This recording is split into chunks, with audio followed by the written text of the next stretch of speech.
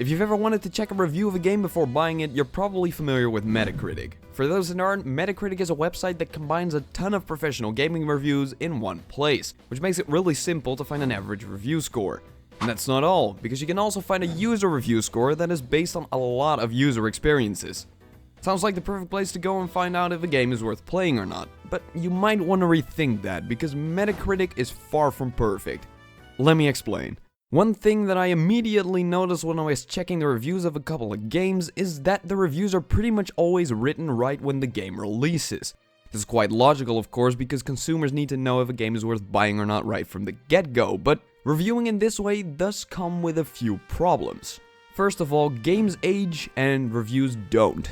If you go to Metacritic's top 100 games, the game that's been on top ever since its release is The Legend of Zelda: Ocarina of Time, with an astonishing Metascore of 99. With that, it's the only game on the entire platform that's got this score, a pretty incredible feat. And while it is true that Ocarina of Time was a fantastic game when it first released, and still is a pretty good game, if you compare it to, for example, Breath of the Wild, Ocarina of Time looks and plays like a jug of expired milk. Does this mean that Ocarina of Time is a bad game? Definitely not.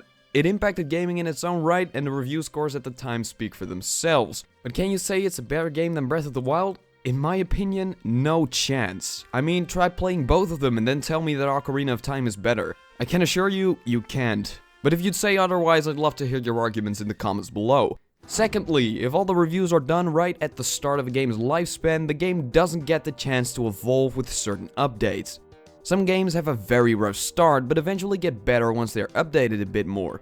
But if the reviews are written in the first month of the game's release, it may always have the stigma of being a bad game, even if that's not the case anymore. Take a look at Star Wars Battlefront 2. This game was absolutely bashed when it first came out because it had a loot box system that was pretty much a lottery. They later fixed this, but the review scores definitely didn't change, which is a shame because this is a pretty damn good Star Wars game. Maybe I should start writing poetry. Reviews not aging well isn't the only problem though, because I've noticed that reviews can be inconsistent as hell. I know that sounds quite strange, but here's what I mean by that.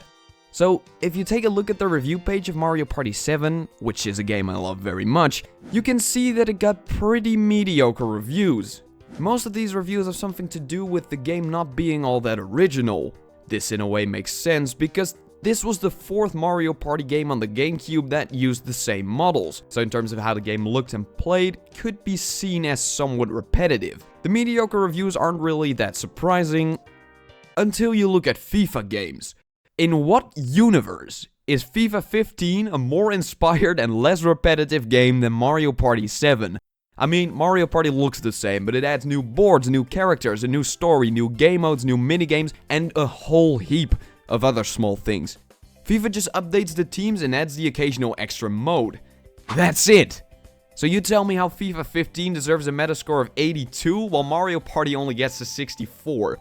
If you look at the user review scores of these two games, you see an image that makes a lot more sense. A 7.8 for Mario Party and a 5.7 for FIFA 15. Which it f***ing deserves. But does that mean you should just not check the professional reviews and solely go off the user scores? Hell no! So we just talked about Star Wars Battlefront 2, but I didn't mention one thing. Aside from its mediocre professional reviews, it has a user score of 1.7. I mean, say about this game what you want, but that's undeserved. Same with Gran Turismo 7. This game has a Metascore of 87 but only gets a 2.4 user score. And this highlights the main problem with the user score. People just got no chill whatsoever. If a game is poorly received by a community, users can straight up destroy it on this platform.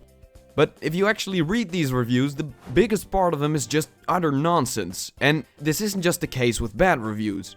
The point I'm trying to make here is that a big part of the people that leave user reviews don't know what the f you're talking about.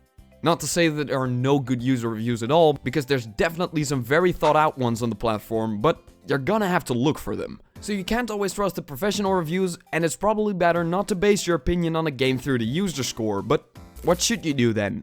Well, don't judge a game just on its reviews. There's other ways to check if a game is for you. Just look up some gameplay videos or people reacting to the game when playing. This way you can actually see what the game is like firsthand instead of having to go off of what people say on Metacritic. And sometimes it's just fun to buy a game without looking at any sort of reviews. For example, a couple of years ago I saw a video of this game, Inazuma 11 Strikers. I had never heard of it before and read no reviews whatsoever, but I decided to buy it because it just looked fun. And wouldn't you know it, this is one of the games I put countless hours into because it was just that fun. Granted, I did really like the anime it's based on when I was a kid, so I might have been somewhat biased, but even so, this is one of my favorite games of all time. But when I later looked it up on Metacritic, it only had a Metascore of 59. But that just goes to show that tastes differ, and that sometimes just playing a game to find out what it's like for yourself is just the best way to go.